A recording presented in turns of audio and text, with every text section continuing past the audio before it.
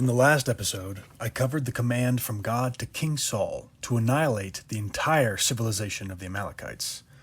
And I reminded the listener of how we learned that given the level of wickedness Amalek had attained, that it was a justified command. But Saul's refusal to follow the command, as violent as it was a refusal to worship and to follow God as he commanded. And that refusal to obey God, as God wishes to be obeyed, was described by Samuel as an act of idolatry. And I just want to remind the listener that when we self-proclaimed Christians avoid passages of the Bible that are difficult, or if we refuse to accept the seemingly hard truths of God in replacement of a God we made up in our minds who makes us more comfortable, in spite of what the plain and obvious passages of the Bible actually say about God, we ourselves are at risk of the very same sin which violates the first and second commandments, the sin of idolatry. One of my goals with this series is to avoid that risk of idolatry by familiarizing people with the often avoided passages of Scripture so that the listener can eventually stop seeing these passages as tough or difficult and begin seeing these passages in their mind as morally righteous and just. From a place of shame and reticence about these passages to a place of bold embrace and further study. But for now, I want to take this episode to back up a little bit, organize our thoughts, and just go over the broader picture about what we've learned so far and touch a little bit on some of the ramifications of those lessons. In the biblical stories about Israel going to war, we covered how in each conflict they had a different reason for attacking their enemies, and each reason they had corresponds with an element of just war theory's use ad bellum. I placed a video in one of my playlists, and it's a well-made video that introduces the listener to just war theory. It's a basic introduction for audiences of the philosophy of just war theory, and it's articulated by St. Thomas Aquinas. The topic is philosophically complicated, but it does provide a great framework by which to make judgment calls on the morality of warfare. If you watch it, you'll see that amongst other criteria needing to be adhered to in order for a war to be considered just, the cause for the war needs to adhere to one of three of these categories. A just cause needs to be 1, in defense of the common good, or 2, in recovery of something wrongfully taken, or 3, in punishment of evildoers.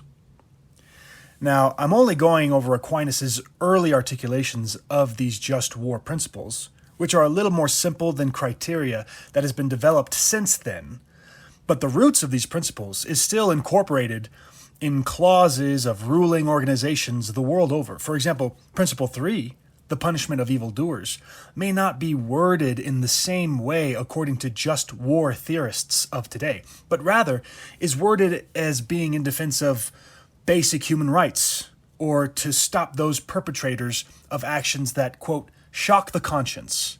So it's worded a little differently, but it's communicating the same idea.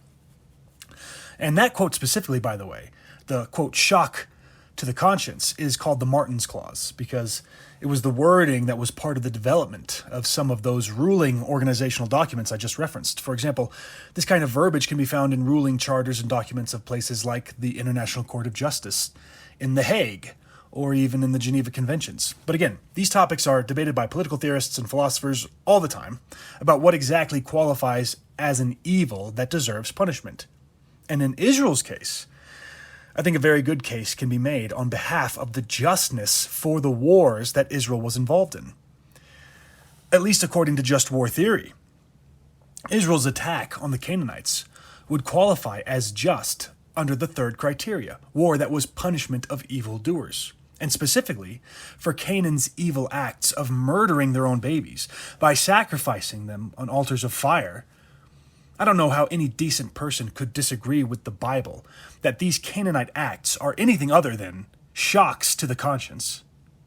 And Israel's war against the Midianites was a preemptive strike based on the reliable and actionable intelligence which qualifies as just under the first principle because it was in defense of the common good. And a mixture of principles are both seen in Israel's justification for her retaliatory strike conducted against the Amalekites. So we've got all those principles covered in the stories we've covered against the Midianites, the Amalekites, and the Canaanites. Now, I am positive that tons of people would disagree with me about that and want to argue about it, especially those who are the most hostile to the Bible, which is exactly why I also have been including in these episodes examples of atheists who are the most vocal in attacking the Bible on these issues, and show how they themselves are not actually against this type of reasoning or this type of justification, because they themselves utilize it in their own arguments when discussing examples of warfare outside of the biblical contexts. But the corporate guilt aspect of all of this is something that needs to be taken into consideration as well. As I said before, the citizens of a nation-state end up bearing measures of iniquity if they are ever in a position where they gain from the wicked acts of the nation as a whole. And one of the ways that might occur is if the leadership of that nation-state is the one wickedly acting on behalf of that nation. Now, when the Bible says that a man is still held liable for a sin he commits, even if he is unaware that he sinned, and that he still bears iniquity for it, the immediate imperative that accompanies that truth is that the citizen of any nation has to be diligent and proactive about being politically informed about what the actions of his nation are, and about what his role is in that scheme, so that he can be capable of fighting off evil and be capable of avoiding its fruits. But the ease with which a citizen can be capable of doing that differs from nation-state to nation-state, because each nation-state has varying political structures and systems of government. And the mode of government that a nation-state has is also a contributing factor to the weight of guilt each individual citizen might accrue when that nation acts. For example, a nation whose political system is such that there is only one dictator that decides all the things all the time, that nation is going to have less guilt to share amongst all the citizens of the nation, because most all of the influence and political power is concentrated into one office. And that office bears more responsibility and thus more of the guilt for the sins of a nation. But the government whose political system allows the average citizen to partake in that political power and in that influence by means of exercising his vote on an issue or his vote for an elected representative, see, that nation has more guilt to pass around to the citizens because the citizens have more power and influence than the previous example. And so also, they bear more responsibility. It's commonly understood that when a person has more freedom, it means that they also bear more responsibility for their own actions. And this is a good reminder for the Christian, that the way in which they vote is an exercise in moral judgment, a moral judgment that they will be held accountable for. So don't brush off the voting booth so easily, and don't try to comfort yourself if you are one of those people who think that your vote is flippant or uninfluential in the bigger picture of the nation's votes, because in the biggest picture of God's eyes, He knows every hair on your head and every vote that you cast and every vote that you don't cast. Now, whether that vote you made makes a difference or not, it does carry with it moral consequences between you and the Lord. And any decision to not participate in voting does this as well. These things get very, very complicated. And all I'm doing is saying that you have to weigh all the moral circumstances to be able to stand before God and justify your actions, even when the choice was not to vote at all. But the whole reason I'm explaining this is to show that whatever the outcome of an election is, or the decisions of the leaders in power, the individual citizen, the individual Christian, must make a decision as to whether he or she is willing to live with the moral consequences of that outcome. Now, I live in the United States, and every election I have to make a decision about the moral well-being of the nation. And I have to decide if I think it is worth staying and be associated with that moral state based on my assessment, or if it's time to leave and to separate myself from a nation at risk of being punished for their moral state. Let's assume that the United States had elected every office to be that of a rule-breaking tyrant and bloodthirsty despot, say to the level of Canaan's leaders, where children are killed in a systematic manner. If I decide to stay as a contributing member of that society and risk being part of a society that profits from evil, that decision also necessarily means I take on the fact that if that nation is destroyed, that I very well might be destroyed along with it, and justifiably so. So the Christian has to make these judgment calls all the time, so as to choose and promote the good and reject and protest the evil in all aspects of life.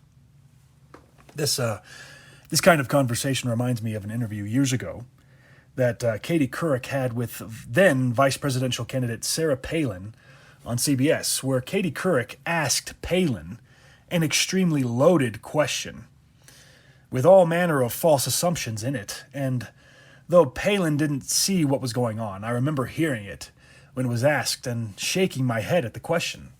I want to show you a short clip where Couric asks this question, and then I want to explain what her false assumptions were before giving my own answer to the question. Here's the clip.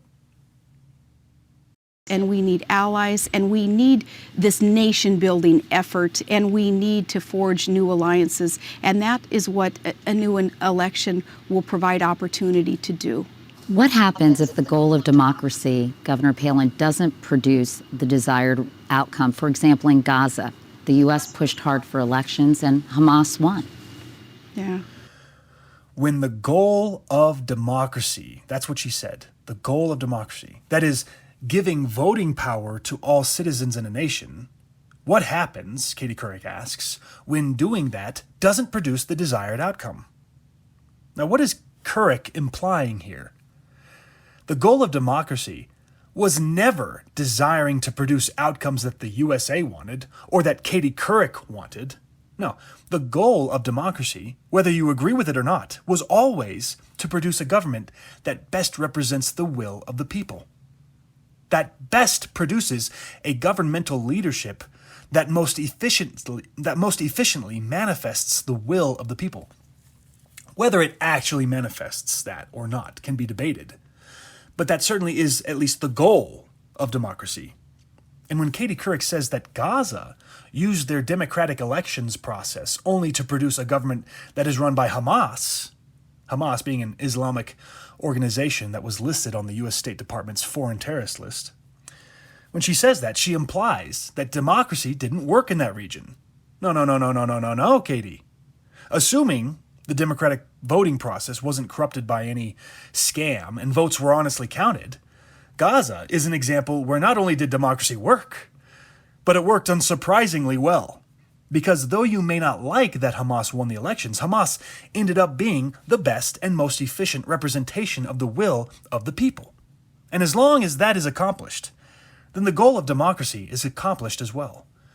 So in Gaza and in other regions where the democratic process is used to manifest the will of the nation's citizens, any action by that elected leadership, which is evil, would mean that the responsibility of the bearing of the guilt for that evil falls more so on the heads of the nation's citizens as well, as opposed to governments that didn't have democratic elections, where leadership bears more of the responsibility for evil conducted on behalf of that nation. I hope you're getting what I'm putting down here. I hope this is making sense. These truths are just yet another factor for the leaders of nations to incorporate when they are weighing options concerning military conflict. For example, the Taliban in Afghanistan was a jihadist organization that flowed from Pakistan and Pakistani madrasas over the border into Afghanistan to oppress the Afghanistan citizens. And when they took over the country, they, being an unelected government, did not best represent the will of the people in Afghanistan. So the U.S. would have been unjustified if they had invaded Afghanistan with a strategy of shock and awe blitzkrieg tactics that did not discriminate between combatant and non-combatant. because the weight of guilt for the Taliban's actions falls more so on the Taliban and less so on the citizens who did not elect them. That's why the U.S. employed a strategy that became known as counterinsurgency warfare, which is the strategy that tried to fill the governmental offices with officials approved by the people and then subsequently treat the Taliban as an enemy guerrilla force. In other words, a tactic that tried to distinguish between combatant and non-combatant. Now, whether that strategy worked or was effective is another debate altogether, but my point is that that was the goal of the strategy, given the circumstances around how the Taliban came to power in Afghanistan. Whereas, in the situation like Gaza, where Hamas leadership actually is the representation of the will of the people as a whole, a foreign nation that might get into a military conflict with Gaza would not employ a counterinsurgency as one of the options to employ against Gaza because it is a strategy that completely contradicts and ignores the fact that the leadership of Gaza was democratically elected and was the desire of the people. And so a nation that might be in battle with Gaza, should it ever take place, would have more moral grounds to include in their targeted attacks the citizens of that nation as a whole. Because if Hamas is a terrorist organization, and if the nation's citizens elect that terrorist organization to leadership, then that effectively means the entire nation itself has become a terrorist state. And in the same way as earlier that I said that the Christian has to make that judgment call if they're willing to stand or fall with that nation state, they could be a minority that voted against the Hamas, right? But they have to make that call if they're going to stay in that country or leave, or take the signs, take the hint that this is no longer a good place to be. And in the same way as those families in Canaan left because of the hornets and the signs from God telling them it's time to go, you have to make that judgment call. The people in Gaza would have to make that judgment call too. And when that nation does become a nation that's a terrorist state, that's exactly how it happened in World War II as well. When Hitler and the Nazi Party were elected to power, they were elected via a democratic process. And the Allies, in their military strategies against Germany, began to remove the distinctions between combatant and non-combatant, as we've already learned throughout the series, because the Allies no longer judged Germany to be merely Germany. They judged Germany to be Nazi Germany. So all of these arguments I'm putting forth are what I estimate to be necessary ramifications for the ethics of warfare taught in the Bible. But I just want the listener to know that these are not new or unique strategies for geopolitics or international relations. These tactics in diplomatic relations and military strategy are already employed by both Western and Eastern powers when they engage in diplomacy or when they engage in military conflict with each other. But what is new is the further rooting of some of these geopolitical practices in biblical ethics. And while it may be easier to reason it out in theory as we talk about it, it may be easier to theorize about it as we talk, it is so very much more difficult and complicated to apply these things in real-world situations, which is why it is so utterly important for a nation to elect wise individuals into these offices that make these decisions, so that they can make the best judgment calls on matters that are some of the most difficult to be made in this life.